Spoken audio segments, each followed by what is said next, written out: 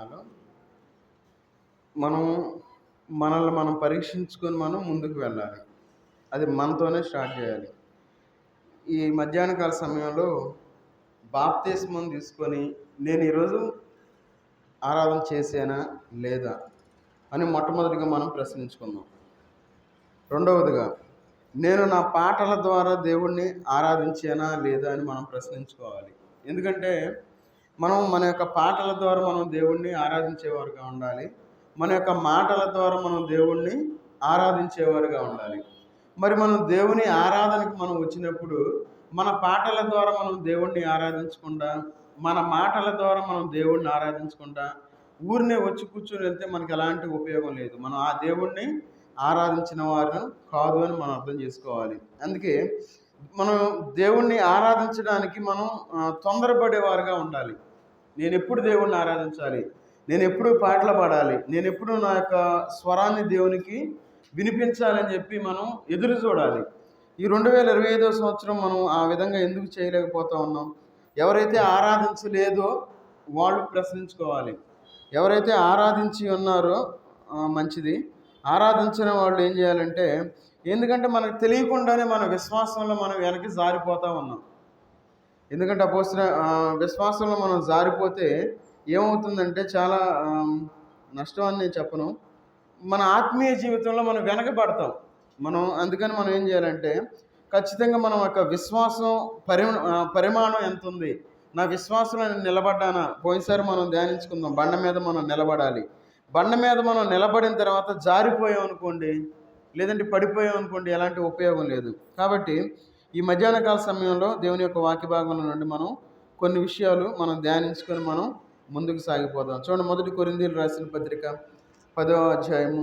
1 కొరింథీయులకు రాసిన పత్రిక 10వ అధ్యాయము 12వ వచనం చదవండి.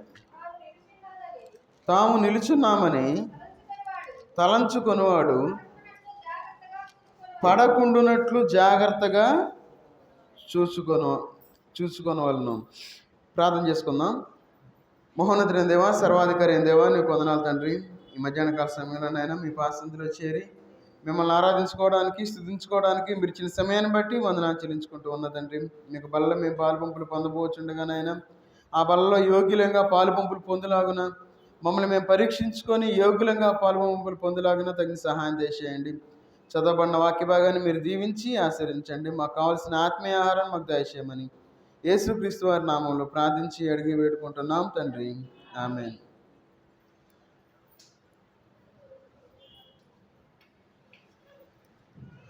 మనం చదువుకున్న వాక్య భాగంలో 1 కొరింథీయులకు రాసిన పత్రిక 10వ అధ్యాయము 12వ వచనం మనం చదువుకున్నాం. ఏమనంటే, తాను నిలుచున్నానని తలంచుకున్నవాడు పడకుండానట్లు జాగ్రత్తగా చూచుకొనవలెను. జాగ్రత్తగా మనం ఈ లోకంలో ఉండాలి. జాగ్రత్త లేకపోతే ఏమవుతుందంటే మనం పడిపోతాం. మనం అనుకుంటాం నేను బాగానే ఉన్నానని అనుకుంటాం. కాదు, మనం పడిపోతాం. మనకు పడిపోయిన విషయం మనకు తెలియదు అనమాట. అందుకంటున్నాడు ఇక్కడ కొరింథీ పత్రికలో ఒక జాగ్రత్త మనకు చెప్తా ఉన్నారు. జాగ్రత్తగా ఉండండి, మీరు దేవునిలో ఉన్నారు కాబట్టి మీరు జాగ్రత్త కలిగి ఈ లోకంలో జీవించాలి అని చెప్పి మనకు ఒక హెచ్చరిక చెప్తా ఉన్నాడు. ఒకవేళ మనం జాగ్రత్త లేకపోతే మన జీవితంలో ఏమవుతుందంటే మనం పాపానికి అలవాటు అయిపోతాం. మనకు తెలియదు ఆ విషయం. తెలియకుండానే మనం పాపం చేసేవారుగా వెళ్ళిపోతాం. ఆటోమేటిక్గా మనం పాపానికి బానిసలం అయిపోతాం, పాపం చేస్తాం. తర్వాత మన యొక్క జీవితంలో మన యొక్క ప్రార్థన ధ్యాన జీవితాన్ని మనం కోల్పోతాం. మనం ప్రార్థించవలసిన మనము, లేదంటే దేవుని యొక్క వాక్యాన్ని చదవలసిన మనము వాటిని మనం మర్చిపోయి ఈ లోకంలో మన యొక్క జీవితాన్ని వ్యర్థం చేసుకుంటాం. తర్వాత మనం తృప్తి స్తబ్దత కలిగిన వారుగా ఈ లోకంలో ఉంటాం. ఏం పర్వాలేదులే, నేను ఆరాధన చేయకపోయినా పర్లేదు, నేను ప్రార్థనకి వెళ్ళకపోయినా పర్లేదని చెప్పి ఒక తృప్తిని కలిగి ఉంటారు ఆత్మీయంగా. ఎందుకంటే మనం ఆత్మీయంగా తృప్తి కలిగిన వారుగా ఈ లోకంలో మనం జీవించకూడదు. మనం దేవుని కోసం ఎదురు చూసేవారుగా ఉండాలి. ఎప్పుడైతే మనం దేవుని కోసం ఎదురు చూసేవారుగా ఈ లోకంలో మనం జీవిస్తామో దేవుడు మనల్ని తృప్తిపరిచేవాడుగా ఉంటాడు.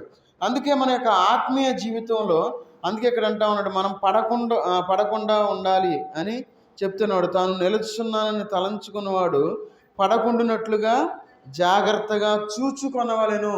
మనల్ని మనమే చూసుకోవాలి. మనం పక్కన వాళ్ళు చూసుకునే టైం లేదు మనకి. ఒకవేళ మనం పక్కన వాళ్ళని చూసామంటే మనం అనుకుంటాం ఏమని, నేను పర్ఫెక్ట్గా ఉన్నాను, నాకేం పర్వాలేదని చెప్పి అనుకుంటాం.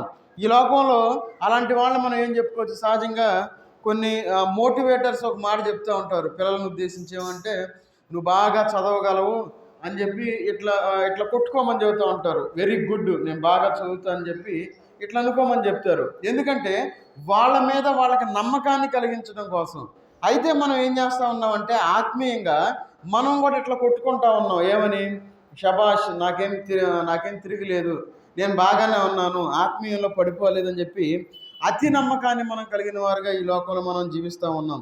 ఈ అతి నమ్మకాన్ని కలిగిన వారు ఎట్లా ఉంటారంటే, పేతురు గారిని మనం చూడవచ్చు. పేతురు గారు చూడండి, మత్తయి సువార్త 26వ అధ్యాయము, మత్తయి సువార్త 26వ అధ్యాయము 33వ వచనం చదవండి. 26, 33. అందుకు పేతురు, నీ విషయమై అందరూ అభ్యంతర పడినను నేను ఎప్పుడునూ అభ్యంతర పడనని ఆయనతో చెప్పగా. ఎవరితో మాట్లాడుతూ ఉన్నారు? స్వయాన యేసుక్రీస్తు వారితోనే చెప్తా ఉన్నారు. ఏమని? ఎంత నమ్మకంగా ఉన్నాడు ఎవరు? పేతురు గారు. అతి నమ్మకం. ఏమని? నా అంత పర్ఫెక్ట్గా ఎవరు లేరు, నా అంత పర్ఫెక్ట్గా ప్రార్థన చేసేవాళ్ళు ఎవరు లేరు, నా అంత పర్ఫెక్ట్గా దేవుళ్ళో ఉండేవాళ్ళు ఎవరు లేరని చెప్పి దేవునికే చెప్తా ఉన్నాడు, యేసుక్రీస్తు వారికే చెప్తా ఉన్నాడు. ఎవరో? పేతురు గారు. మన జీవితంలో కూడా మనం ఏం చేస్తూ ఉన్నామంటే, అతి నమ్మకాన్ని మనం కలిగిన వారుగా ఈ లోకంలో జీవిస్తూ ఉన్నాం. ఎప్పుడైతే అతి నమ్మకాన్ని మనం కలిగిన వారుగా ఉంటామో అప్పుడు మనం దేవుని యందు మనకు తెలియకుండానే జారి పడిపోయేవారుగా ఉన్నాం. అవిశ్వాసులుగా మనం వెనక్కి వెళ్ళేవారుగా ఉంటాం. అందుకే అన్నాడు, నీ విషయమై అందరూ అభ్యంతర పడినను. చూడండి, అందరి గురించి మాట్లాడుతూ ఉన్నాడు. చూడండి, పేతురు గారు ఏం చేయాలి? అయ్యా, ఒకవేళ నేను పడిపోతానేమో, అయ్యా నన్ను క్షమించయ్యా, ఒకవేళ నేను పడిపోతే నా మనసు మార్చు అని చెప్పి దేవుణ్ణి అడగవలసిన పేతురు, యేసుక్రీస్తు వారిని అడగవలసిన పేతురు, అయ్యా అందరు అభ్యంతర పడినా సరే నేను పర్ఫెక్ట్గా ఉంటానయ్యా, నేను మర్చిపోను, అభ్యంతర పడనని చెప్పి యేసుక్రీస్తు వారితోనే చెప్తా ఉన్నారు. అదేవిధంగా మన జీవితంలో కూడా మనం ఏం చేస్తూ ఉంటామంటే, అతి నమ్మకాన్ని కలిగిన వారుగా ఈ లోకంలో జీవిస్తూ ఉంటాం. చూడండి, లోకాసు వార్త 22వ అధ్యాయము, లోకాసు వార్త 22వ అధ్యాయము 31, 32, 33 వచనాలు చదవండి. సీమోను, ఇదిగో సాతాను మిమ్మను పట్టి గోధుమల వలె జల్లించుటకు మిమ్మను కోరుకొనేను గాని మీ నమ్మిక తప్పిపోకుండానట్లు నేను నీ కొరకు వేడుకుంటుని. నీ మనసు తిరిగిన తర్వాత మీ సహోదరులను స్థిరపరచుమని చెప్పాను. అయితే అతడు, ప్రభువా, నాతో కూడా చెరలోనికి మరణమునకును వెళ్ళుటకు సిద్ధముగా ఉన్నానని ఆయనతో అనగా. ఇక్కడ యేసుక్రీస్తు వారు ఏం చెప్తా ఉన్నారు? సీమోను, సాతాను మిమ్మల్ని కోరుకుంటా ఉంది, అయితే సాతానికి నేను వదిలేసి సాతాను మిమ్మల్ని పట్టుకుంటుంది, మీరు అభ్యంతర పడతారని చెప్పి యేసుక్రీస్తు వారు చెప్తా ఉంటే, యేసుక్రీస్తు వారితో అంటా ఉన్నాడు ఏమని? ప్రభువా, నీతో కూడా చెరలోనికి మరణమునకు వెళ్ళుటకు సిద్ధముగా ఉన్నాను అని చెప్తా ఉన్నాడు. చూడండి, ఎలాంటి స్టేట్మెంట్ ఇస్తా ఉన్నాడు పేతురు గారు. అయ్యా, నేను చెరలోకి వస్తాను, నీతో పాటు నేను సిలువ వేయించుకుంటానంటా ఉన్నాడు. అయితే పేతురు గారు సిలువ వేయించుకున్నాడా? చెరలోకి వచ్చాడా? లేదు, అట్లా జరగల. కానీ నమ్మకాన్ని కలిగి ఉన్నాడు. యేసుక్రీస్తు వారు మన జీవితంలో మనకి తోడుగా ఉన్నప్పుడు మనం కూడా ఎలాంటి నమ్మకాన్నే మనం కలిగి ఉంటాం. ఏమనంటే, ఎన్ని కష్టాలు వచ్చినా, ఎన్ని ఇబ్బందులు వచ్చినా, ఎన్ని బాధలు వచ్చినా, ఎన్ని సమస్యలు వచ్చినా, అయ్యా నిన్ను మాత్రం నేను వదిలిపెట్టనని చెప్పి యేసుక్రీస్తు వారికే మనం ప్రమాణం చేస్తాం. చూడండి, మన నమ్మకత్వం ఎక్కడ పోతుందంటే, మనం ఒక సమస్య, చిన్న ఇబ్బంది వచ్చిన వెంటనే మనం ఏం చేస్తామంటే దేవుణ్ణి వదిలిపెట్టేసి మన పని మనం చేసుకునేవారుగా ఉన్నాం. అదే జరిగింది ఇక్కడ పేతురు గారి జీవితంలో. చూడండి, ఏమంటున్నాడు ఇక్కడ? చెరలోనికి మరణమునకు వెళ్ళుటకు సిద్ధముగా ఉన్నానని ఆయనతో అనగా. మన జీవితంలో మనం అతి నమ్మకాన్ని మనం పెట్టుకోకూడదు. ఈ లోకయాత్రలో మనం జీవించేటప్పుడు అతి నమ్మకాన్ని ఎవరైతే పెట్టుకుంటారో వారు ఆరాధన చేయరు, వారు సంఘ కొడుకులకు రారు, వారు ఈ యొక్క ఆత్మీయమైన విషయాలను పట్టించుకోరు వాళ్ళు. ఎందుకంటే వాళ్ళ నమ్మకాన్ని ఆల్రెడీ కలిగి ఉన్నారు వాళ్ళు. ఎందుకంటే మనం వాళ్ళకి చెప్పలేం, ఎందుకంటే వాళ్ళకి అన్నీ తెలిసిన వాళ్ళకి మనం ఏం చెబుతాం? చాలా జాగ్రత్తగా ఉండాలి. అపవాదికి మనం అప్పగించబడినప్పుడు మనం ఆరాధన చేయలేము. అపవాది చేతిలో మనం ఉన్నప్పుడు మనం పాటలు పాడలేము. అపవాదిలో మనం ఉన్నప్పుడు మనం ప్రార్థనకి రాలేం. మనం అనుకుంటాం నన్ను మించినోడు లేడు, నన్ను మించింది లేదు అని చెప్పి ఈ లోకంలో మనం అనుకుంటూ ఈ లోకంలో మనం జీవించేవారుగా ఉన్నాం. కాబట్టి మనం ఈ లోకంలో మనపై మనం మితిమీరిన నమ్మకాన్ని మనం పెట్టుకోకూడదు. ఇప్పుడు పేతురు వలె ఈ లోకంలో మనం ఎట్లా ఉండాలంటే ప్రతి విషయంలో మనం దేవుణ్ణి అడిగేవారుగా ఉండాలి. ఒకవేళ నేను తప్పిపోతానేమో, తప్పిపోతే నేను క్షమించి మరలా నీ వైపు తిరిగిలాగిన సహాయం చేయని చెప్పి మనం దేవుణ్ణి అడిగేవారుగా ఉండాలి. అయితే ఈ మధ్యాహ్న కాల సమయంలో ఎంతమంది ఎలాంటి నమ్మకాన్ని పెట్టుకొని దేవుణ్ణి విడిచిపెట్టిన వారుగా ఉన్నారు, విడిచిపెడుతూ ఉన్నారు. మనం పరిశీలన చేసుకోవాలి, పరీక్ష చేసుకోవాలి. ఒకవేళ ఆ విధమైన స్థితిలో మనం ఉంటే మనం ఏ స్థితిలో ఉన్నామంటే అతి నమ్మకాన్ని కలిగిన వారుగా ఉన్నామని మనం అర్థం చేసుకోవాలి. చూడండి, సామెతల గ్రంథం 14వ అధ్యాయము 14వ వచనం చదవండి. సామెతల గ్రంథం 14వ అధ్యాయము 14వ వచనం. భక్తి విడిచిన వారి మార్గములు వానికే వెక్కసమగును, మంచివాని స్వభావము వానికే సంతోషం ఇచ్చును. కాబట్టి ఈ లోకంలో మనం ఎట్లా ఉండాలి? భక్తి విడిచిన వారి మార్గంలో మనం జీవించకూడదు. అందుకన్నాడు ఇక్కడ, భక్తి విడిచిన వారి మార్గములు వానికే వెక్కసమగును. ఎవరికి? ఒకవేళ మనం భక్తి విడిచిన వారుగా ఉంటే అది మనకే కష్టం, అది మనకే బాధ. మనం భక్తిలో ఈ లోకంలో జీవించేవారుగా ఉండాలి. భక్తిలో మనం అంతకంతకు ఎదిగేవారుగా ఉండాలి, ఫలించేవారుగా ఉండాలి. మన జీవితాలు అలాంటి ఫలభరితమైన జీవితాలు జీవించేదిగా ఉండాలి. అట్లా కాకుండా నేను బాగానే ఉన్నాను, నేను ఇంతకుముందు పర్వాలేదు, నేను ఇప్పుడు అంతే ఉన్నాను, నేను ఎప్పుడు అంతే ఉంటాను అని మనం ఎప్పుడు కూడా ఈ లోకంలో అనుకోకూడదు. అందుకే ఇక్కడ అంటా ఉన్నాడు, భక్తి విడిచిన వారి మార్గములు వానికే వెక్కసమగును అని చెప్పి అంటా ఉన్నారు. మంచివాని స్వభావము వానికే సంతోషం ఇచ్చును. ఈ లోకంలో మనం సంతోషంగా ఉండాలి అంటే మంచిగా జీవించాలి. అతి నమ్మకాన్ని మనం పెట్టుకోకూడదు. అతి నమ్మకం అంటే విశ్వాసం కాదు. విశ్వాసం క్రాస్ అయితే అది విశ్వాసం కంటే మించింది అతి నమ్మకం అంటే. మనం విశ్వాసం కలిగి ఉండాలి. ఎలాంటి విశ్వాసాన్ని కలిగి ఉండాలంటే సంపూర్ణమైన విశ్వాసాన్ని కలిగి ఈ లోకంలో మనం జీవిస్తూ మనం దేవుణ్ణి ఏది అడిగినా దేవుడు మనకి ఇచ్చేవాడుగా ఉన్నాడు. కాబట్టి మన జీవితంలో ఎప్పుడు కూడా అతి నమ్మకాన్ని పెట్టుకోకుండా ఈ లోకంలో మనం జీవించకూడదు. ఈ అతి నమ్మకాన్ని పెట్టుకోకుండా ఈ లోకంలో మనం జీవించకూడదంటే ఈ లోకంలో మనం ప్రాక్టీస్ చేసేవారుగా ఉండాలి, అభ్యాసం చేసేవారుగా ఉండాలి. సహజంగా బాగా లావుగా ఉంటే ఏమంటారంటే ఎక్సర్సైజ్ చేయాలంటారు. వ్యాయామం చేయాలి, వ్యాయామం చేస్తే ఒంట్లో ఉన్న కొవ్వు బయటకు వచ్చింది అంటారు. ఆ మాట అనరు, సన్నబడతారయ్యా అంటారు సింపుల్గా. అంటే ఎక్సర్సైజులు చేస్తే ఏం జరిగింది? మన ఒంట్లో ఉన్న కొలెస్ట్రాల్ కొంచెం కరిగి బయటకు వచ్చేసింది, సన్నబడతాం. అట్లా కాకుండా బాగా తిని అట్లానే కూర్చొని ఉన్నాం అనుకోండి, ఖచ్చితంగా లావు అవుతాం. అయితే ఆత్మీయంగా మనం ఏం చేయాలంటే పని చేసేవారుగా ఉండాలి. ఆత్మీయమైన పని కలిగి మనం ఈ లోకంలో జీవించాలి. ఆత్మీయమైన పని మనం కలిగి జీవించినట్లయితే అది మనం దేవుళ్ళో అభ్యాసించిన వాళ్ళం అవుతాం. అందుకే దేవుని యొక్క వాక్య భాగంలో చూడండి, అపోస్తుల కార్యాలు 24వ అధ్యాయము, అపోస్తుల కార్యాలు 24వ అధ్యాయము 16 వచనం చదవండి. 24:16.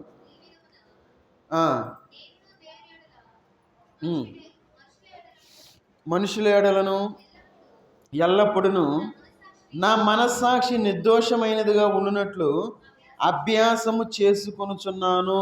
చూడండి, ఇక్కడ ఏమంటా ఉన్నాడు? అభ్యాసం ఎందుకు చేయాలి?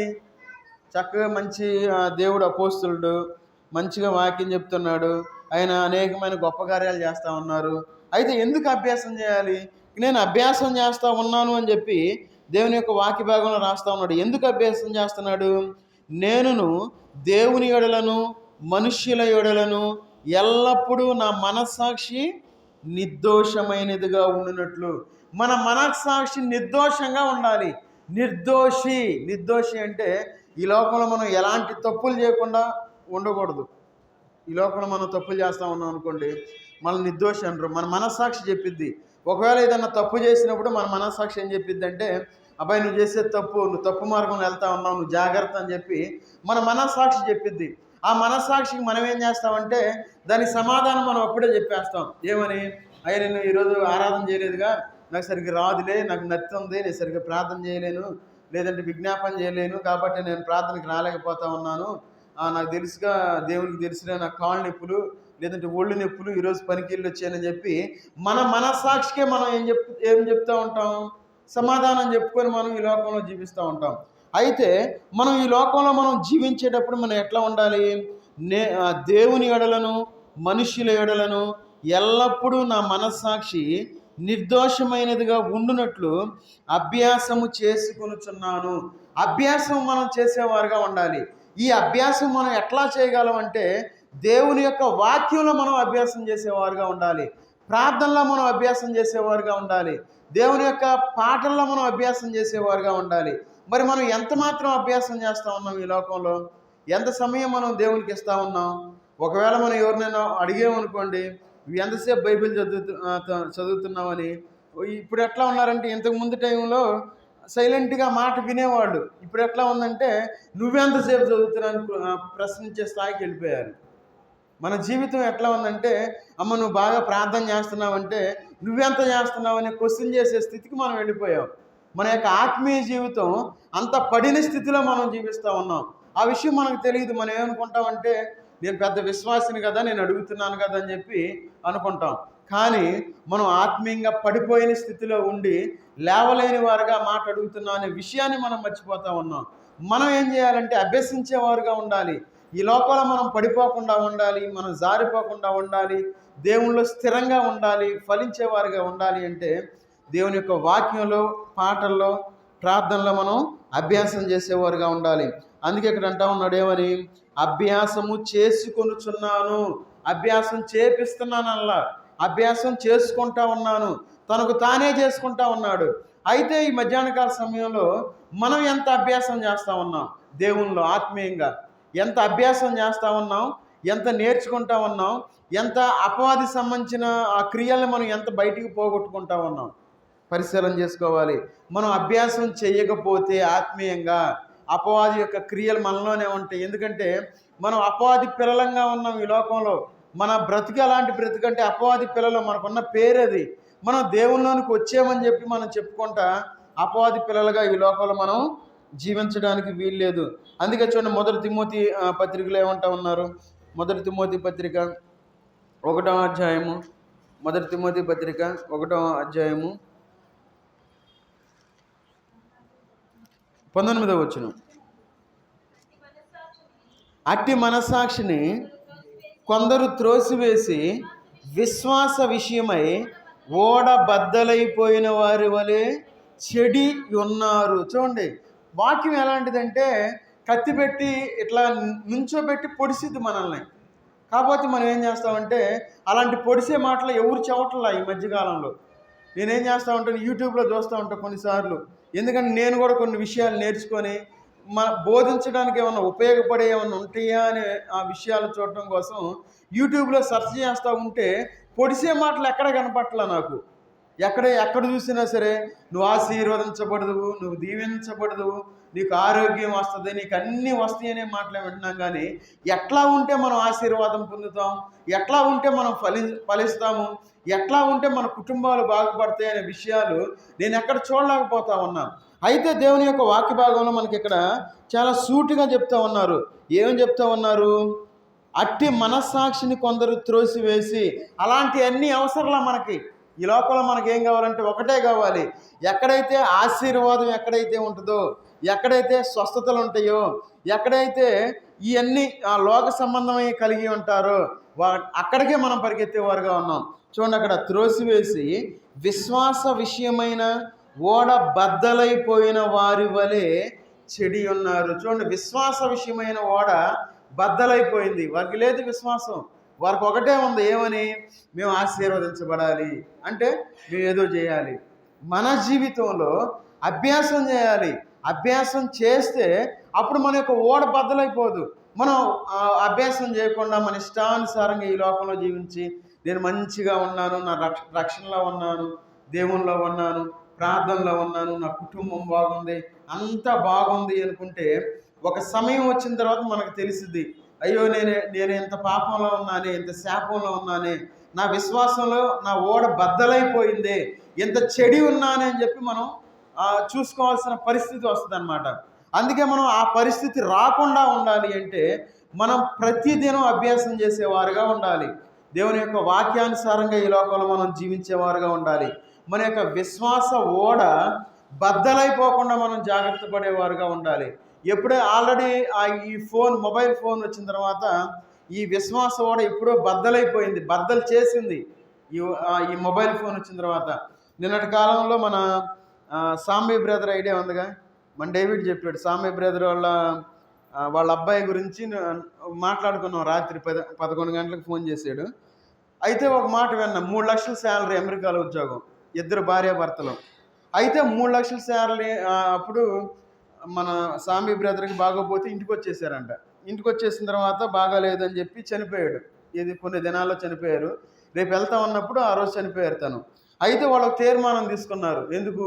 వాళ్ళ నాన్న ఏ విధంగా అయితే, సాంబయ్య గారు ఏ విధంగా అయితే సేవ చేశారో అదే విధంగా మేము సేవ చేయాలని చెప్పి అమెరికాలో 3 లక్షలు, చెరోకు 3 లక్షలు, 6 లక్షల శాలరీ ఉద్యోగాన్ని వదిలిపెట్టి వాళ్ళు సేవలో ఉన్నారు.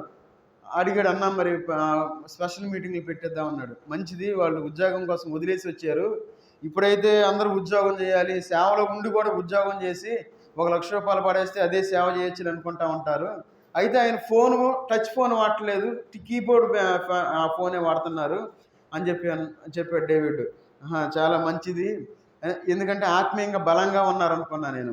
మన జీవితంలో మనం కొంచెం ఉంటే మనం ఏం చేస్తామంటే ఏ 25,000 రూపాయల ఫోను, లేదంటే 30,000 రూపాయల ఫోను, ఇంకొంచెం డబ్బు ఉంటే ఏం చేస్తామంటే ఏ యాపిల్ ఫోనో తీసుకొని మనం చక్కగా దాన్ని అఫీషియల్గా పెట్టుకుంటాం. అయితే చూడండి, నాకు చాలా సంతోషం అనిపించింది ఆ మాట విన్న వెంటనే. మన మందిరానికి పిలిపిద్దాం అనుకున్నాం, దేవుని చిత్తం అయితే మనం మీటింగ్స్ కూడా పెట్టిద్దాం.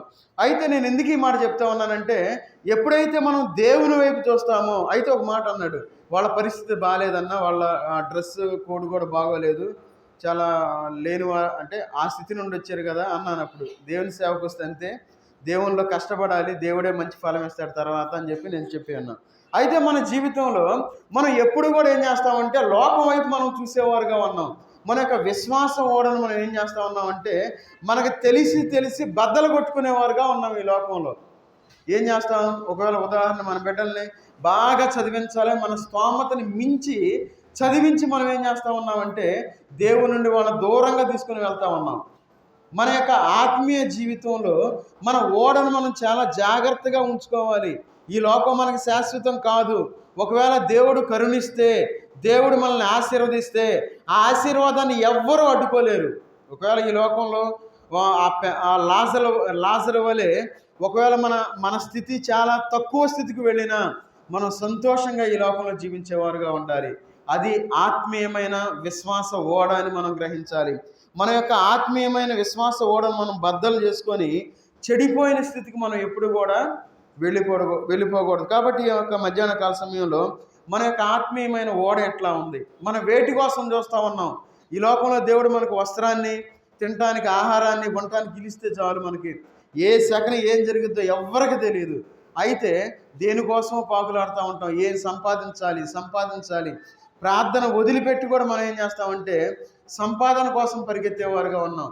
సంపాదించడం తప్పు అని నేను అన్నాను. అయితే దేవుణ్ణి ఎప్పుడు కూడా మనం వదిలిపెట్టేవారుగా ఉండకూడదు. దేవుని వైపు మనం చూసేవారుగా ఉండాలి. దేవుళ్ళలో మనం ఎట్లా ఉండాలంటే ఎదిగేవారుగా ఉండాలి. మన విశ్వాస ఓడను మనం కాపాడుకొని ఈ లోకంలో మనం సాగిపోయేవారుగా ఉండాలి. అందుకే మంచి మనస్సాక్షిని మనం కలిగి ఉండటం కోసం మనం ఏం చేయాలి? అభ్యాసం చేయాలి, ఎక్సర్సైజ్ చేయాలి. ఆ విధంగా మనం చేస్తే మన ఓడ బద్దలైపోకుండా ఉంటుంది. ఎక్సర్సైజ్ అంటే ఏంటి? మన రక్షణలో మనం ఎట్లా ఉన్నాం చెకింగ్ చేసుకుంటాం. ఏమని? ఇక్కడ రక్షణని ఒక ఓడతో సమానం చెప్తూ ఉన్నారు. ఏం చేస్తాం? మనం జాగ్రత్తగా ఉంటే ఆ ఓడ చుట్టూ తిరుగుతాం. ఎక్కడైనా డ్యామేజ్ ఉందా, ఎక్కడైనా దెబ్బ తగిలిందా, లేదంటే ఎక్కడైనా చెదలగొట్టినయా, ఎట్లా ఉందని చెప్పి ఆ చెక్ చేసుకొని మనం మళ్ళీ చేసుకుంటాం. ఏది చెడిపోయిందని మళ్ళీ బాగు చేసుకుంటాం. అదేవిధంగా మన యొక్క రక్షణ మనం కాపాడుకునే వారుగా ఈ లోకంలో మనం జీవించాలి. చూడండి, ఈ లోకంలో సహజంగా మనందరికి ఒక ఆశ ఉంటుంది. ఏమని? ఈ లోకంలో నేను ఎట్లా జీవించాలి, నేను ఎట్లా బ్రతకాలి ఈ లోకంలో అని చెప్పి సహజంగా ఆలోచిస్తూ ఉంటాం. వాటి గురించి యేసుక్రీస్తు ఒక మాట చెప్తా ఉన్నారు. చూడండి, మత్తయి సువార్త 13వ అధ్యాయము, మత్తయి సువార్త 13వ అధ్యాయము 22వ వచనం చదవండి. ముండ్ల పొదల్లో విత్తబడిన వాడు వాక్యము వినువాడే గాని ఐహిక విచారమును ధన మోసమును వాక్యము నణిచివేయును కనుక వాడు నిష్ఫలుడగును. చూడండి ఇక్కడ ఏమంటున్నాడు, ముళ్ళ పొదలలో వెత్తబడిన వాడు వాక్యము వినువాడే కానీ. ఈ లోకంలో మనం లోకం వైపు చూస్తూ ఉన్నాము అనుకోండి, మనం ముళ్ళ పొదల్లో వెత్తబడిన వారుగా ఉంటాం. ఈ లోకంలో మనం వాక్యాన్ని మనం కలిగి ఉండి మనం ఫలించే వారుగా ఉండాలి. అదే ఈ మాట అంటా ఉన్నాడు, ఏమని? ఐహిక విచారమును. ఈ లోకంలో మనం అందరం విచారం కలిగి ఉంటాం, అందరం ఆలోచన కలిగి ఉంటాం, అందరం బాధపడేవారుగా ఉంటాం, అందరం చింతించేవారుగా ఉంటాం. అయితే మనం దేని గురించి మనం చింతించాలి అంటే పరలోకం గురించి మనం చింతించేవారుగా ఉండాలి. నేను ఎట్లా రావాలి ఆ రాజ్యానికి, దేవుని ఆ పరలోకానికి నేను ఎట్లా వెళ్ళాలి అని పరలోకాన్ని గురించి మనం ఆలోచించేవారుగా ఉండాలి. సహజంగా ఈ లోకంలో మనం ఏం చేస్తామంటే మనం జీవించేటప్పుడు మన బిడ్డల్ని ఏ విధంగా చదివించాలి, వాళ్ళని ఏ స్థితికి మనం తీసుకుని వెళ్ళాలి, లేదంటే మన గృహాన్ని ఏ విధంగా కట్టుకోవాలి, లేదంటే మంచి వాహనాన్ని ఏ విధంగా తీసుకోవాలి, లేదంటే మంచి ఇంటిని మనం ఏ విధంగా కొనాలి, వీటి గురించే మనం ఆలోచించేవారుగా ఉంటాం. లేదంటే మన యొక్క ఆత్మీయ జీవితాన్ని మనం పక్కన పెట్టేసి ఐహిక విచారాలు మనం కలిగి ఈ లోకంలో మనం జీవించేవారుగా ఉన్నాం. అయితే ఈ లోకంలో మనం జీవించేటప్పుడు మనం వీటన్నిటి గురించి మనం ఆలోచించే అవసరంలా. ఎందుకంటే దేవుడు మనల్ని పోషించేవాడుగా ఉన్నాడు, ఆయన మనల్ని ఆదరించేవాడుగా ఉన్నాడు. అందుకే మీ చింత యావత్తు ఆయన మీద వేయడని చెప్పి సెలవిస్తూ ఉన్నాడు ఆయన. మరి అంత క్లియర్గా మనకి చెప్తూ ఉంటే మరి మనం ఎందుకు బాధపడాలి? అదే ఐహిక విచారం మనం కలిగి ఈ లోకంలో మనం జీవిస్తే ముళ్ళ పొదల్లో వెత్తబడిన వారుగా ఉన్నాం. మనం ఫలించేవారుగా ఉండాలి, ఈ లోకంలో మనం ఆశీర్వదించబడిన వారుగా ఉండాలి. అందుకే చూడండి, ధన మోసమును, కొన్ని బైబిల్లో మోసం అని రాశారు, కొన్ని బైబిల్లో మోహమును అని రాసుంటారు. అయితే నా బైబిల్లో ఏముందంటే ధన మోసమును వాక్యము నణిచివేయును. చూడండి, ధనం అనేది మోసంతో చెప్తూ ఉన్నారు. ధన మోసము సమస్త కీడులకు ఏంటంటే ధనమే. ఈ లోకంలో మనం అనుకుంటాం నేను సంపాదించాలి. ఏం సంపాదిస్తాం? మంచి పేరు మనం సంపాదించుకోవాలి, అంతేగాని నేను అది చేయాలి ఇది చేయాలి అట్లా ఉండాలి ఎట్లా ఉండాలని చెప్పి ఎప్పుడు కూడా మనం ఆలోచించకూడదు. ఆలోచించాలి, కానీ దైవికంగా మనం ఆలోచించి తర్వాత రెండవ స్థానం మనం దానికి ఇవ్వాలి. దేవుడు ఆటోమేటిక్గా మన జీవితాల్ని ఆయన ఫలింపజేసేవాడుగా ఉన్నాడు. చూడండి, అక్కడ ధనమోసమును వాక్యమును అణిచివేయును కనుక వాడు నిష్ఫలుడు. ఈ లోకంలో ఆత్మీయంగా వెనకబడినప్పుడు మనకు తెలియకుండానే ఇవన్నీ కలిగి ఉంటాం. మనం ఇవన్నీ కలిగి ఉండి మనం విశ్వాసంలో వెనకబడిన వారుగా ఉంటాం, విశ్వాసంలో జారిపోయిన వారుగా ఉంటాం. మనం దేవుని మీద నిలబడాల్సిన మనం జారిపోయి అట్లా ఉంటామంటే పర్లేదులే అన్ని దేవుడికి తెలుసులే అని చెప్పి ఒక్క మాటలో మనం కొట్టేస్తూ ఉన్నాం. కాబట్టి ఈ లోకంలో మనం జీవించేటప్పుడు మనం ఎట్లా ఉండాలంటే చూడండి, 1 తిమోతి పత్రికలో మనం మార్చడం సమస్త కీడులకు ధనం మూలం అని. చూడండి, 1 తిమోతి రాసిన పత్రిక 6వ అధ్యాయము, 1 తిమోతి పత్రిక 6వ అధ్యాయము 10వ వచనం చదవండి. ఎందుకనగా ధనాపేక్ష సమస్తమైన కీడులకు మూలము, కొందరు దానిని ఆశించి విశ్వాసము నుండి తొలగిపోయి నానా బాధలతో తమ్మును తామే పొడుచుకొనిరి. చూడండి, ఇక్కడ ఏమంటారు? ఎందుకనగా ధనాపేక్ష సమస్తమైన కీడులకు మూలము. ఒక్క కీడు కాదు మనకు వచ్చేది. ఎప్పుడైతే మనం ధనాపేక్ష కలిగి ఉంటామో సమస్తమైన కీడులు వస్తాయి. మనం అనుకుంటాం ఏమని, అయ్యో దేవుడు ఎందుకు పెట్టాడే బాధ అనుకుంటాం. దానికి కారణం ఏంటంటే ధనాపేక్ష మనం కలిగి ఉన్నావేమో. ఒకవేళ ధనాపేక్ష కలిగి ఉన్నట్లయితే సమస్త కీడులను మనం ఏం చేసినట్లయితే ఏం చేస్తామంటే వాటన్నిటిని మన జీవితంలోనికి మనం ఆహ్వానించిన వాళ్ళం అవుతాం. ఎందుకంటే ధనం మీద ఎప్పుడు కూడా మనం ఆశ పెట్టుకోకూడదు. నేను ఇప్పుడు కూడా ధనాన్ని గురించి ఎప్పుడు ఆలోచించను. ఎందుకంటే దేవుడే మనల్ని చూసుకుంటాడు, ఆయనే మనల్ని పోషిస్తూ ఉంటాడు. మనం ఎప్పుడైతే ధనం గురించి ఆలోచిస్తామో అప్పుడు మనం ఆత్మీయంగా ఎదగలేని స్థితిలో మనం జీవిస్తాం. ఉదాహరణకి మన మందిరాన్నే మనం తీసుకుందాం. ఒకవేళ మనం ధనం వైపు చూసి ఈ ధనం ఉంటే మనం పైన రేకులు వేసుకోవచ్చు అని ఒకవేళ నేను ఆగానే అనుకోండి, నేను ధనం వైపు చూసి 2.5 లక్షలు కావాలి పైన వేయాలంటే, అయ్యో మన దగ్గర 1,00,000 ఉంది కదా అని ఒక అడుగు వెనక వేసాను అనుకోండి, ఆ పని అయ్యేది కాదు. మన జీవితంలో తర్వాత ఈ టైల్స్ విషయంలో కానీ అన్ని పనుల విషయంలో మనం దేవుని వైపు చూసాం కాబట్టి దేవుడు పని జరిగించాడు. అందుకన్నాడు సమస్త కీడులకు మూలము. ఒకవేళ ధనాన్ని మనం బేస్ చేసుకుంటే నేను కూడా ముసలోడిని అయిన దాకా మందిరం కట్టేవాళ్ళం కాదు. ఎందుకంటే అంత డబ్బు మనకు వచ్చేది కాదు. మనం ఒకళ్ళ దగ్గరికి వెళ్ళి అడిగేవాళ్ళం కాదు. ఒకవేళ మనం అడిగినా మనం తలదించుకునే స్థితి అనమాట. మనం ఒకళ్ళ దగ్గరికి వెళ్ళి అడిగామనుకోండి, వాళ్ళు ఒకవేళ మన దగ్గరికి వచ్చినప్పుడు మనం ఏం చేయాలి? వాకింగ్ మధ్యలో మనం వెళ్ళి పక్కన కూర్చొని వాళ్ళు నిలబెట్టాలి. ఏదైనా రాజకీయ నాయకుల దగ్గరికి మనం వెళ్తే వాళ్ళు కావాలని వస్తారు. ఎందుకు? ఎన్నికల కోసం వచ్చినప్పుడు మనం తలదించాల్సిన స్థితికి మనం వచ్చేస్తాం. అందుకే మనం ఎవరి దగ్గరికి వెళ్ళాలి. చూడండి, ఎప్పుడైతే మనం ధనాన్ని మనం పక్కన పెడతామో దేవుడు మన జీవితంలో ఆయన ఫలాన్ని ఇస్తాడని మనం గ్రహించాలి. ఎందుకంటే బెస్ట్ ఎగ్జాంపుల్ మన మందిరమే. ఎక్కడికో మనం ఎవరో గురించి చెప్పుకోవసరలా. మన జీవితంలో మనం దేవుని వైపు మనం చూసేవారుగా ఉండాలి. దేవుడు మనకు ఫలాన్ని ఇచ్చేవాడుగా ఉంటాడు.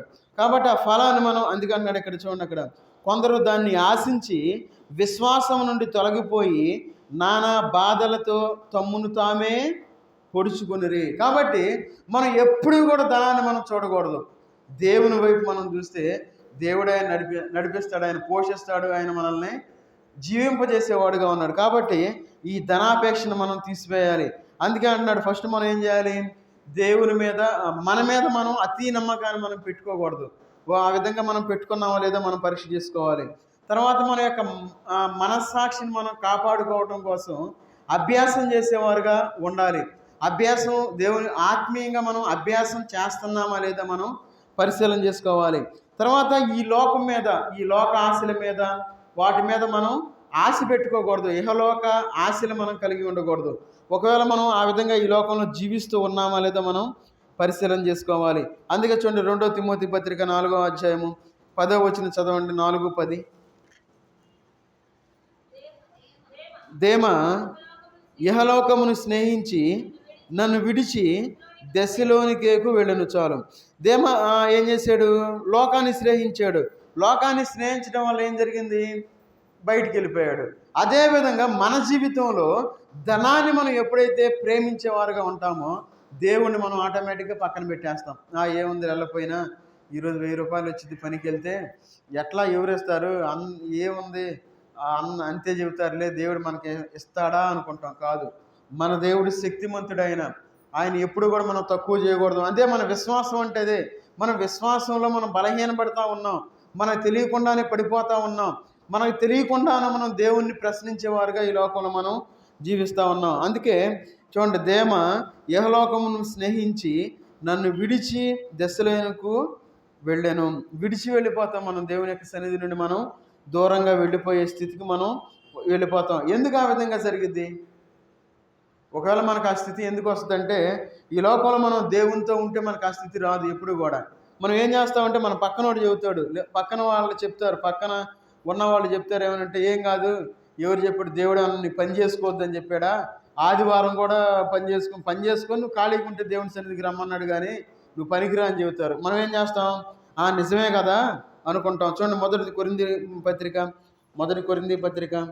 15వ అధ్యాయము, మొదటి కొరింథీ పత్రిక 15వ అధ్యాయము 33వ వచనం చదవండి. దుష్ట సాంగత్యము మంచి నడవడిని చెరుపును. చూడండి, మన సాంగత్యం ఎట్లా ఉంటుందంటే, దుష్ట సాంగత్యం అంటే ఏంటి? లోకంతో మనం స్నేహం చేస్తే ఏం చేస్తామంటే దేవుణ్ణి వదిలిపెట్టి మన ఇష్టానుసారంగా ఈ లోకంలో మనం జీవించేవారుగా ఉంటాం.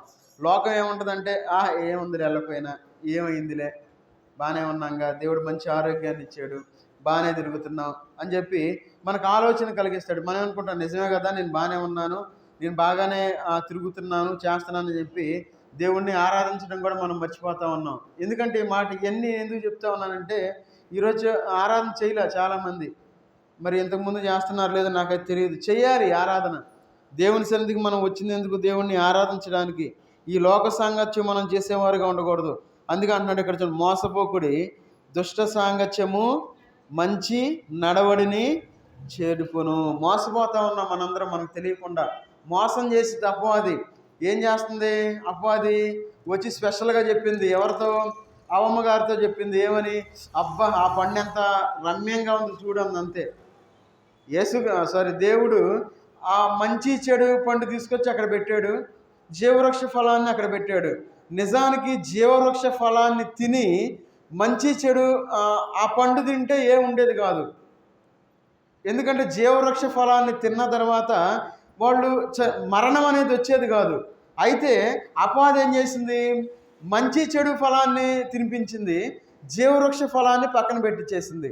అదేవిధంగా ఈ లోకంలో మనం జీవించేటప్పుడు మనం ఏం చేయాలి?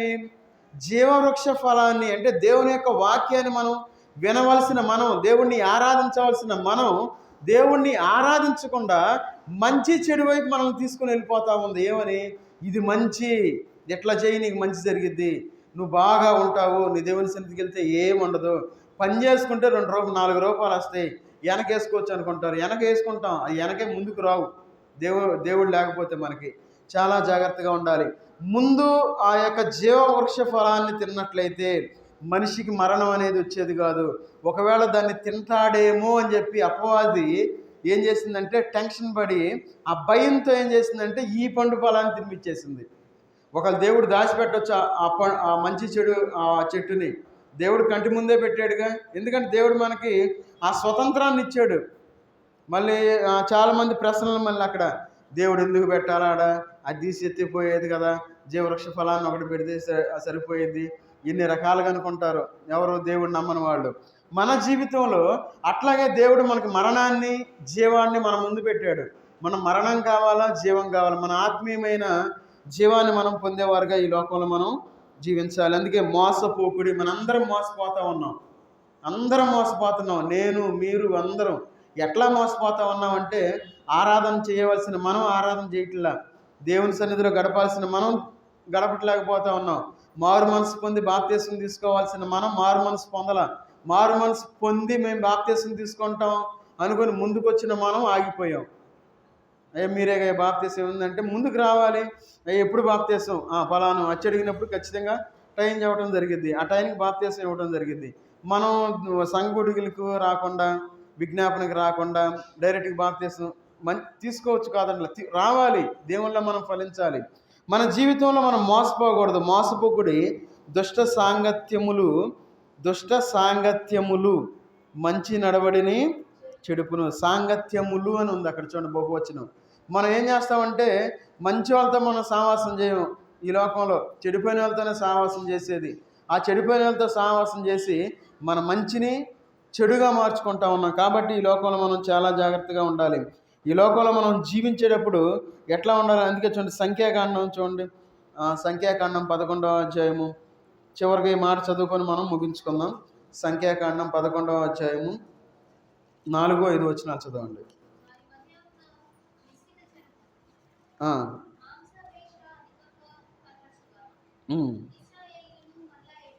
మరలా ఏడ్చి అక్కడ ఒక్క నిమిషం ఆగుదాం. అక్కడ వారి మధ్య ఉన్న మిశ్రిత జనము ఎవరు వీళ్ళు? దేవుని వైపు చూడవలసిన వాళ్ళు ఎట్లా ఉంటారు? దేవుని వైపు చూసేవారుగా ఉంటారు. లోకం వైపు చూసేవాళ్ళు ఉన్నారు అక్కడ కొంతమంది, వాళ్ళనే చెప్తా ఉన్నారు. వాళ్ళ గురించి మిశ్రిత జనము అని చెప్తా ఉన్నారు. ఏం చేశారు? వారి మధ్య ఉన్న మిశ్రిత జనము మాంసాపేక్ష అధికముగా కనుపరచగా.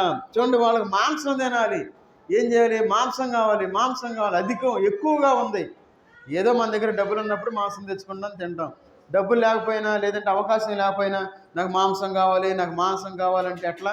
అందుకే చూడండి అక్కడ ఏమంటా ఉన్నారు, అధికముగా కనుపరచగా ఇశ్రాయేలీలను మరలా ఏడ్చి. ఇశ్రాయేలీలు ఏం చేయాలి? దేవుణ్ణి స్తుతించవలసిన ఇశ్రాయేలీలు, దేవుణ్ణి ఆరాధించవలసిన ఇశ్రాయేలీలు ఏం చేస్తూ ఉన్నారు? ఏడుస్తూ ఉన్నారు. అదే మనం చేస్తూ ఉన్నాం. ఇప్పుడు మనం దేవుణ్ణి ఆరాధించవలసిన మనము ఈ లోకం వైపు చూసి, మన యొక్క పరిస్థితులను చూసి, లేదంటే మన యొక్క బాధలు చూసి, మన యొక్క అనారోగ్య పరిస్థితులు కానీ, మన సమస్యలు అన్నీ మనం చూసుకొని ఏడుస్తూ ఈ లోకంలో మనం జీవిస్తూ ఉన్నాం. మనం దేవుణ్ణి స్తుతించాలి, మనం దేవుణ్ణి ఆరాధించాలి. మనం ఏడుస్తూ కూర్చున్నాం. అదేవిధంగా ఇశ్రాయేలీలు ఏడుస్తూ ఉన్నారు. ఇశ్రాయేలీలు మరలా ఏడ్చి మాకెవరు మాంసము పెట్టెదరు. చూడండి ఏం ప్రశ్నిస్తూ ఉన్నారు? అయ్యా మాకెవరు మాంసం పెడతారయ్యా అంటా ఉన్నారు. చూడండి ఎంత సిల్లీ క్వశ్చన్ అది. దేవుడు వాళ్ళని ఆ యొక్క చెరని తీసుకుని బయటకు వచ్చి సముద్రంలో పాయలు చేసి ఆరిన నేల మీద వాళ్ళని నడిపించి వాళ్ళకి ఆహారాన్ని ఇచ్చి, దేవదూతలు తినే మన్నాని కురిపించి, వారికి దేవదూతలు తినే మన్నాను తినే భాగ్యం కలిగింది వాళ్ళకి. అసలు మన్నాను తినటం అంటే అది ఎట్లా ఉండిద్దని చెప్పి నాకు ఆలోచిస్తాం. అది మనకు తెలియదు అది ఎంత టేస్ట్గా ఉంటుందో. ఎందుకంటే దేవదూతలు తినే ఆహారం అది. అలాంటి ఆహారాన్ని వాళ్ళు భుజించి కూడా నాకు మాంసం కావాలి, నాకు మాంసం కావాలని చెప్పి దేవుణ్ణి అడుగుతూ ఉన్నారు. అదేవిధంగా మన జీవితంలో మనం ఆత్మీయంగా ఎదగవలసిన మనము దేవుణ్ణి ఆత్మీయతను అడగకుండా లోకం గురించి ఎప్పుడు మనం దేవుణ్ణి ప్రశ్నించేవారుగా ఉన్నాం. ఆ తర్వాత ఐగుప్తులో మేము ఉచితముగా తిన్న చేపలను, కీరకాయలను, దోసకాయలను, కూరాకులను, ఉల్లిపాయలను, తెల్లగడ్డలను జ్ఞాపకమునకు వచ్చుచున్నవి. ఇప్పుడు మా ప్రాణము సొమ్మసిల్లెను. అక్కడ ఉన్నప్పుడు వాళ్ళు ఏం చేశారు? ఆ శ్రమ భరించలేక దేవుని ప్రార్థన చేశారు. అయితే ఇప్పుడు వాళ్ళు తిండి గుర్తు వస్తూ ఉంది. ఏమని చూడండి, ఏం తిండి గుర్తు వాళ్ళకి గుర్తు వస్తుంది? కీరకాయలు, దోసకాయలు, కూరాకులు, ఉల్లిపాయలు, తెల్లగడ్డలు. వాళ్ళ శ్రమని వాళ్ళు మర్చిపోయారు. వాళ్ళ యొక్క బాధను వాళ్ళు మర్చిపోయారు. అయ్యో, నేను ఎంతో బాధలో ఉన్నాను, ఎంతో కష్టంలో ఉన్నాను, ఎంతో అనారోగ్యంలో ఉన్నాను, దేవుడు నన్ను విడిపించాడు, అయ్యా నీకు వందనాలు అని చెప్పవలసిన వాళ్ళు ఏమంటా ఉన్నారు? అయ్యా అబ్బా, మేము ఇప్పుడు ఉల్లిపాయలు తిన్నాం, కీరాకులు తిన్నాం, అవి తిన్నాం అని వాటి గురించి వాళ్ళు మాట్లాడుతూ ఉన్నారు. మన జీవితంలో ఈ మధ్యాహ్న కాల సమయంలో మనం ఏం చేస్తూ ఉన్నామంటే ఈ లోకం గురించి మనం ఆలోచిస్తూ దేవుణ్ణి మనం మర్చిపోతా ఉన్నాం. మన స్థితి అలాంటిది. మన ఆత్మీయ స్థితి, లేదంటే మనం ఏ స్థితి నుండి మనం బయటకు వచ్చాం, ఏ స్థితిలో మనం ఉన్నాం, ఇప్పుడు మనం ఏ స్థితిలో ఉన్నాం, అయ్యా నీకు వందనాలని చెప్పి మనం అనాలి. అయితే మనం దేవుణ్ణి ఆరాధించలేని స్థితిలో మనం ఈ లోకంలో జీవిస్తూ ఉన్నాం. పరిశీలన చేసుకుందాం, మనం ఎట్లా జీవిస్తూ ఉన్నాం. ఎందుకంటే మనం దేవుణ్ణి దుఃఖపరుస్తూ ఉన్నాం. ఆరాధన చేయకపోతే ఆయనకి ఎంత బాధో. ఈ లోకంలో ఒక బిడ్డ అన్నం తినపోతే ఆ తల్లికి ఎంతో బాధ, తండ్రికి అంత బాధ ఉండదులే. ఎందుకంటే తండ్రి దేవుని అటు ఇటు తిరుగుతూ ఉంటాడు. తల్లి బాధపడిద్ది, ఎంత అరిసినా లేదంటే ఒక దెబ్బేసినా సరే, అయ్యో నా బిడ్డ అన్నం తినలేదే, అన్నం తినకుండా పొనుకున్నాడని చెప్పి తల్లి బాధపడిద్ది, ఏడుస్తూ ఉంటుంది. అయితే దేవునికి మనం ఆరాధన చేయకపోతే దేవుడు ఎంత బాధపడతాడు? ఆహారం తినకపోతే తల్లే బాధపడతా ఉంటే మనల్ని కన్న దేవుడు మరి ఎంత బాధపడతాడు ఆయన? అయ్యో నా బిడ్డ ఆత్మీయంగా వెనక్కి వెళ్ళిపోతూ ఉన్నాడే, ఆత్మీయంగా జారిపోతూ ఉన్నాడే, అయ్యో విశ్వాసంలో తగ్గిపోతూ ఉన్నాడే, విశ్వాసహీనుడైపోతూ ఉన్నాడే అని చెప్పి దేవుడు ఎంతగానో బాధపడేవాడుగా ఉన్నాడు. కాబట్టి మన యొక్క జీవితంలో మనం చాలా జాగ్రత్తగా ఉండాలి. మన యొక్క ఆత్మీయ స్థితి, మన యొక్క ఆత్మీయమైన ఓడ, విశ్వాస ఓడను మనం జాగ్రత్తగా కట్టుకొని ఈ లోకంలో బద్దలైపోకుండా జాగ్రత్త పెట్టుకోవాలి. బద్దలైన తర్వాత మనం ఏమీ చేయలేవు. మనం అనుకుంటాం ఏమని, ఒక టైం వచ్చిన తర్వాత చెయ్యాలనుకుంటాం, కాదు, అది బద్దలైపోతే మనం ఏమీ చేయలేము. కాబట్టి బద్దలవ్వక ముందే మనం జాగ్రత్త పడేవారు కాదు. కాబట్టి మనందరం తల్ల వంచి, ఎవరైతే బాప్తిస్మం తీసుకొని ఉన్నారో ప్రతి ఒక్కరు బల్లో చేతులు వేయాలి. ప్రతి ఒక్కరు బల్లో చేతులు వేయాలి. ఎందుకు మనం బల్లో చేతులు వేస్తున్నాం అంటే ఆయన్ని జ్ఞాపకం చేసుకోవడానికి మనం బల్లో చేతులు వేస్తూ ఉన్నాం. కాబట్టి అయ్యా నన్ను క్షమించు అని చెప్పి, ఈరోజు నేను ఆరాధన చేయలేకపోయి నన్ను క్షమించు అని చెప్పి దేవునికి క్షమాపణ అడిగి ఇక నుండే నేను ఆరాధన చేస్తానని చెప్పి మనం ఆ బల్లో చేతులు వేసి దేవుడిని గణపరుద్దాం, దేవుడిని ఆరాధిద్దాం. అందరం తల్ల వంచినట్లయితే మనం ప్రార్థన చేసుకొని మనం ముందుకు సాగిపోదాం. మహోన్నతులైన దేవా, సర్వాధికారైన దేవా, నీకు వందనాలు తండ్రి. ఈ మధ్యాహ్న కాల సమయంలోనైనా మీ పాస్టర్లందరూ చేరి మిమ్మల్ని ఆరాధించుకోవడానికి, స్తుతించుకోవడానికి మీరు ఇచ్చిన సమయాన్ని బట్టి మీకు వందనాలు చెల్లించుకుంటూ ఉన్నా తండ్రి. ఈ సమయాన్ని చూడలేక ఎంతోమంది గతించిపోయారు నాయన. కానీ మీ యొక్క కృపలోనైనా, మీ కాపుదల్లో ఉంచి, కోడి ఏ విధంగా అయితే తన పిల్లల్ని కాపాడుతూ ఉందోనని అదే విధంగానైనా మీరు ఎక్కడ నీళ్ళ కాపాడుతూ ఉన్న విధానాన్ని బట్టి మీకు వందనాలు చెల్లించుకుంటూ ఉన్నా తండ్రి. అవును తండ్రి, మా యొక్క విశ్వాస ఓడ బద్దలైపోతూ ఉన్నదేమోనని క్షమించమని అడుగుతున్న తండ్రి. అయ్యా మేము ఈ లోకంలోనైనా ఐక విచారాలు పెట్టుకుని అయినా ధనమోసాన్ని మేము మా యొక్క జీవితంలో పెట్టుకుని మిమ్మల్ని విస్మరిస్తూ ఉన్నామేమో, మమ్మల్ని క్షమించమని అడుగుతున్న తండ్రి. అయ్యా ఇప్పటి నుండైనా ఈ 2025 సంవత్సరంలోనైనా మీ వైపు చూస్తూ మేము ఫలభరితమైన జీవితాలు జీవించలాగిన తగిన సహాయం దయచేయండి తండ్రి. ఇక్కడ చేరి ఉన్న ప్రతి కుటుంబాన్ని మీరు జ్ఞాపకం చేసుకుని తండ్రి. ఎవరైతే బాప్తిస్మం పొంది ఉన్నారో తండ్రి, మీ యొక్క సన్నిధిలో వారినైనా క్షమాపణ అడిగినైనా మీకు బలలో పాలుపంపులు పొందులాగినా తగిన సహాయం దయచేయండి తండ్రి. అయ్యా బాప్తిస్మం తీసుకున్న ప్రతి ఒక్కరు బలలో పాలుపంపులు పొందులాగినా తగిన సహాయం దయచేయండి. ఇంకెవరైతే మారు మనసు పొందలేదనైనా వారు మారు మనసు పొందడానికి తగిన సహాయం దయచేయండి తండ్రి. ఎవరైతే మారు మనసు పొంది ఉన్నారో వారు బాప్తిస్మం తీసుకోవడానికి ముందుకు రావడానికి తగిన సహాయం దయచేయమని అడుగుతున్నాను తండ్రి.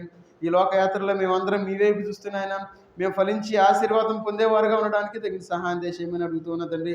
మీ యొక్క బలలో మేము పాలుపంపులు పొందబోచుండగానైనా మీరు మాకు తోడుగా ఉండి నడిపించమని యేసుక్రీస్తు వారి నామంలో ప్రార్థించి అడిగి వేడుకుంటున్నాం తండ్రి. ఆమేన్.